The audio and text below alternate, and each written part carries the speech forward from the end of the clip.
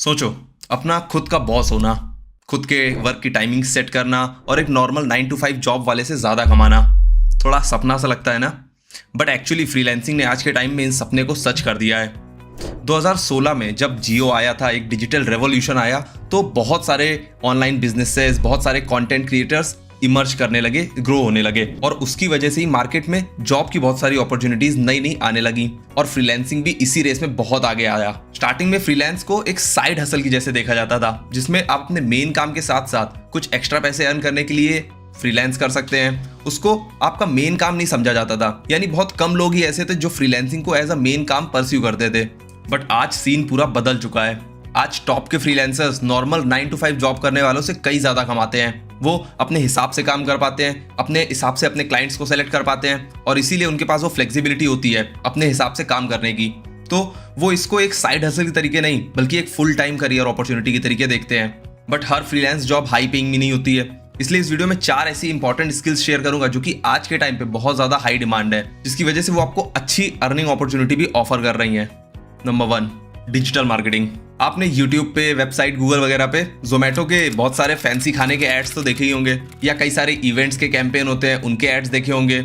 ये सब चीज एक्चुअली डिजिटल मार्केटिंग का पार्ट होती है। पुराने टाइम में किसी कंपनी को जब मार्केटिंग करनी होती थी तो वो यूजुअली पैम्पलेट बंटवाते थे, पोस्टर्स लगवाते थे, बैनर्स लगवाते थे। बट आज के टाइम पे क्योंकि इंटरनेट का कंजम्पशन बहुत ज्यादा बढ़ चुका है, ऑडियंस बहुत ज्यादा इंटरनेट पे अवेलेबल है, इसलिए कंपनीज प्रेफर करती हैं डिजिटल मीडियम को चुनना अपनी मार्केटिंग के लिए भी। अब डिजिटल मार्केटिंग भी बहुत डाइवर्स फील्ड है। उसमें SEO आता है, उसमें यूट्यूब ऑप्टिमाइजेशन आता है, उसमें आपके ब्लॉग्स का ऑप्टिमाइजेशन आता है, उसमें पे पर क्लिक एड वगैरह चलाने की सर्विसेज आती हैं, आपके ब्रांड बिल्डिंग के लिए उसमें अलग सर्विसेज आती हैं। तो ये सारी चीजें एक तरीके से डिजिटल मार्केटिंग के अंदर ही आती हैं। और क्योंकि उसमें इतनी सारी चीजें आती हैं, इसीलिए कंपनीज के लिए हेक्टिक होता है खुद से ही पूरा काम करना। इसलिए वो हमेशा डिजिटल मार्केटर्स की तलाश में रहते ही हैं जो कि उनके बिहाफ पे उनकी कंपनी के लिए इस पूरे काम को मैनेज कर पाए। वो सोशल मीडिया पे एड भी चला ले, वो उनका कंटेंट गेम को भी बहुत ज्यादा ऑप्टिमाइज कर दे, वो उनकी ब्रांड बिल्डिंग में भी हेल्प कर दे। इसलिए अगर आप ये स्किल सीखते हैं तो बहुत ज्यादा चांसेस है कि आप भी इसमें अच्छा ग्रो कर सकते हैं। बट अब सवाल आता है कि इसको सीखे कहाँ से?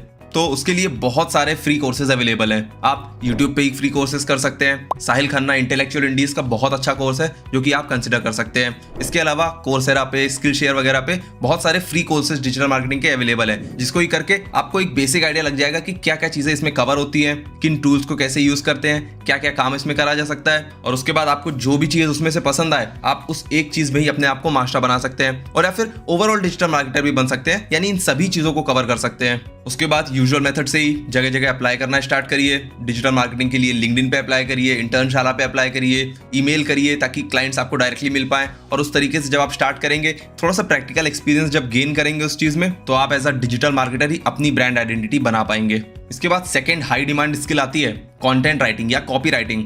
अब ये दोनों सुनने में तो एक जैसे ही लगते हैं, सेम अम्ब्रेला के अंदर ही आते हैं, बट इनमें थोड़ा सा डिफरेंस है। कंटेंट राइटिंग मेनली जब आप ब्लॉग के आर्टिकल्स लिखते हैं या किसी कंपनी के लिए स्क्रिप्ट लिखते हैं, बेसिकली कंटेंट राइटिंग में आपका मेन मोटिव होता है अपने काम के बारे में लोगों को बताना, लोगों को एजुकेट करना या एंटरटेन करना।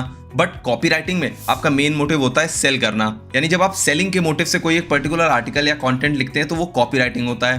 बट अगर आप एजुकेट करने के लिए, अपनी ब्रांड बिल्डिंग के लिए, अपने ऑडियंस को एंटरटेन करने के लिए वो कोई आर्टिकल लिखते हैं तो वो कंटेंट राइटिंग के अंदर आता है। बट मेनली इसमें आपको लिखने की स्किल को मास्टर करना होता है। तो अगर आपको लिखना पसंद है तो आप इस स्किल को जरूर कंसिडर कर सकते हैं। अब इसमें बहुत सारे लोग आजकल ये बोलेंगे, इनफैक्ट शायद आपने भी सुना हो कि AI कॉपी राइटर्स और कंटेंट राइटर्स को खत्म कर देगा। बट ये एक्चुअली पूरा सच नहीं है।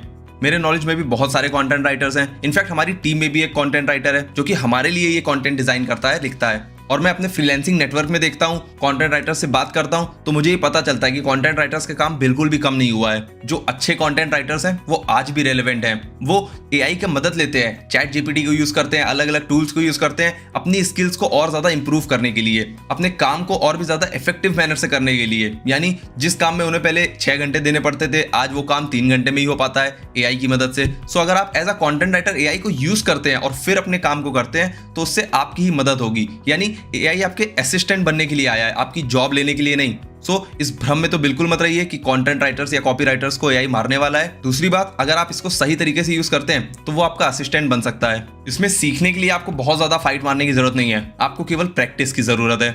उसके लिए आप कंटेंट लिखना स्टार्ट करिए। कुछ भी ब्लॉग आर्टिकल्स लिखिए, यूट्यूब वीडियोस की स्क्रिप्ट लिखिए, कॉपी आर्टिकल्स लिखिए, बट ओवरऑल आपको एक प्रैक्टिकल एक्सपीरियंस की ज़रूरत होगी, जिसकी वजह से आप उस फील्ड में एंटर कर पाएंगे। उसके बाद आपने जो वो आर्टिकल्स लिखे होंगे या वो जो स्क्रिप्ट्स लिखी होंगी उसको रेलिवेंट लोगों से शेयर करिए। यानी अगर आपने सपोज डिजिटल मार्केटिंग के ऊपर ही कोई आर्टिकल्स लिखे हैं, 3-4 आर्टिकल लिखे, तो उसे डिजिटल मार्केटर्स को भेजना स्टार्ट करिए, या वो क्रिएटर्स जो कि डिजिटल मार्केटिंग की फील्ड में कंटेंट बनाते हैं उन्हें भी वो आप आर्टिकल्स भेज सकते हैं। उन्हें बता सकते हैं कि देखो मैं इस तरीके से कंटेंट लिखता हूँ, सेम टॉपिक पे लिखा हुआ है, आपके लिए मैं यूट्यूब की स्क्रिप्ट्स लिख सकता हूँ। या अगर आप डिजिटल मार्केटिंग एजेंसीज को रीच आउट कर रहे हैं तो उन्हें बता सकते हैं कि देखो मैंने ये आर्टिकल्स लिखे हुए हैं, मैं आपकी एजेंसी के लिए वो आर्टिकल्स लिख सकता हूँ, आपके क्लाइंट्स के लिए वो आर्टिकल्स लिख सकता हूँ। इस तरीके से जब आप लोगों को रीच आउट करेंगे अपने प्रैक्टिकल एक्सपीरियंस के साथ, तो आपके हायर होने के चांसेस भी बहुत ज़्यादा बढ़ जाएंगे।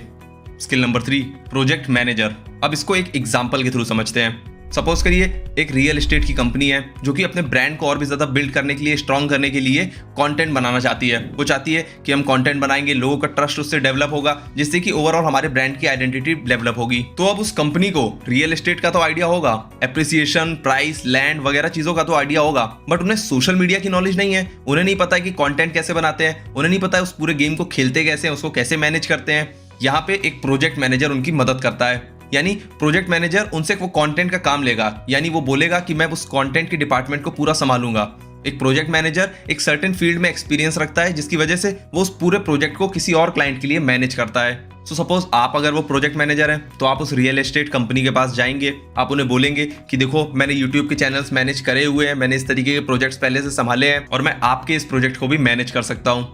सो उसमें डिजाइनर्स से थंबनेल्स लेना, एडिटर्स से वीडियोस लेना, उसको सही टाइम पे पोस्ट करना, उसमें क्या डिस्क्रिप्शन, टाइटल ऑप्टिमाइजेशन पूरा होने वाला है वो सब देखना, और ओवरऑल एंड टू एंड उनके यूट्यूब चैनल को मैनेज करना। वो पूरा काम एज अ प्रोजेक्ट मैनेजर आप कर सकते हैं उस क्लाइंट के लिए, उस रियल एस्टेट कंपनी के लिए। और ये तो मैंने रियल एस्टेट कंपनी का एग्जाम्पल दिया जो कि अपना कॉन्टेंट मार्केट में लाना चाह रही थी, बट ऐसे बहुत सारे और भी लोग हैं जो कि एक प्रोजेक्ट मैनेजर हायर करते हैं सर्टेन स्पेसिफिक प्रोजेक्ट्स के लिए। सपोज कोई स्टार्टअप है जिसके पास उतना फंड नहीं है कि वो अभी सॉफ्टवेयर के लिए, ऐप डेवलपमेंट के लिए एक पूरी टीम रख पाए, इसलिए उन्होंने एक प्रोजेक्ट मैनेजर को हायर किया, 2-3 फ्रीलांसर्स को हायर किया, और उस प्रोजेक्ट मैनेजर का काम होगा उन फ्रीलांसर से ऐप, वेबसाइट और वगैरह टेक की सारी चीजें मैनेज करना। और इसी तरीके से बहुत सारी कंपनीज और स्टार्टअप्स प्रोजेक्ट मैनेजर्स को हायर करते हैं एक छोटे छोटे स्पेसिफिक प्रोजेक्ट्स के लिए।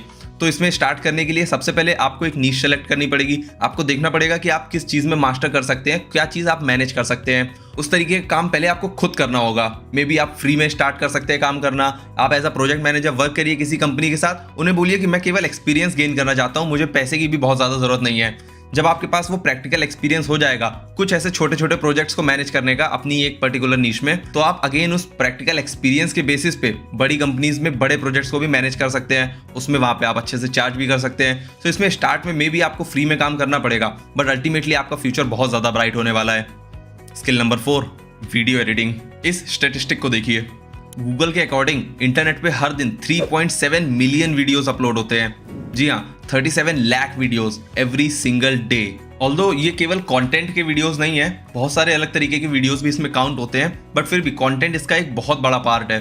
तो अब ये सारे क्रिएटर्स, सारे लोग वो जो वीडियो अपलोड कर रहे हैं वो खुद एडिटर्स तो है नहीं, उन्हें कोई चाहिए जो कि उनके एडिटिंग में मदद कर पाए, जो कि उनके वीडियो को एक फ्रेश लुक एंड फील दे पाए, ताकि अल्टीमेटली जब वो इंटरनेट पे पोस्ट हो तो अच्छे से फाइन ट्यून प्रोफेशनल लगे। और वहीं पे आता है काम एक वीडियो एडिटर का। एक वीडियो एडिटर किसी भी क्रिएटर के लिए या किसी भी कंपनी के लिए उनके वीडियोस को एडिट करता है, यानी उनके सारे रॉ वीडियोस को कलेक्ट करना, उसे कंपाइल करना, उसे अच्छे से प्रेजेंटेबल मैनर में लगाना, उसमें अपनी स्टोरी टेलिंग स्किल्स के थ्रू जान डाल देना। ये काम होता है एक वीडियो एडिटर का। अब ऑल्दो आजकल मार्केट में बहुत सारे वीडियो एडिटर्स अवेलेबल हैं, बट फिर भी अगर आप एक सर्वे करेंगे या थोड़ा सा ऐसा रिसर्च करेंगे तो आपको पता चलेगा कि बहुत सारे क्रिएटर्स या कंपनीज हमेशा एक वीडियो एडिटर की तलाश में रहती ही हैं। उन्हें दिक्कत होती है अच्छे वीडियो एडिटर्स मिलने में, यानी मार्केट में एक गैप है अच्छे वीडियो एडिटर्स का, और इस गैप को आप फिल कर सकते हैं अगर आप ठीक तरीके से वो स्किल्स एक्वायर करेंगे, अगर आप ठीक तरीके से काम करेंगे, डिसिप्लिन मैनर में काम करेंगे और अपनी स्किल्स को ओवर टाइम इंप्रूव करते जाएंगे, तो इस फील्ड में भी आप बहुत आगे जा सकते हैं। अब एक चीज़ और, ये चारों स्किल्स आज के टाइम में बहुत ज़्यादा रेलेवेंट है, बहुत ज़्यादा हाई डिमांड में है, बट इसका मतलब ये नहीं कि आपने 1 महीना इसमें लगाया और उसमें ही आप लाखों रुपए कमाना चालू कर दोगे।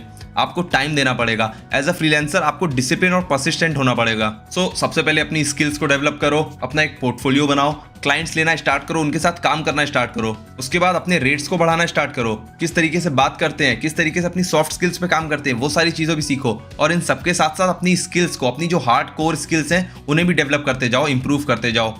जब आप लगातार कंटिन्यूअसली इस प्रोसेस को फॉलो करते रहेंगे तो आप इस फील्ड में बहुत आगे जा सकते हैं और आप भी एक टॉप फ्रीलांसर बन सकते हैं। सो आई होप आप इस वीडियो को केवल थ्योरी के तरीके नहीं देखेंगे, एक्शन लेंगे। और अगर फ्रीलांसिंग से रिलेटेड और भी इन्फॉर्मेशन जाननी है और भी ऐसे इंटेलेक्चुअल कंटेंट जानना है, देखना है, तो चैनल को भी ज़रूर सब्सक्राइब कर लीजिए।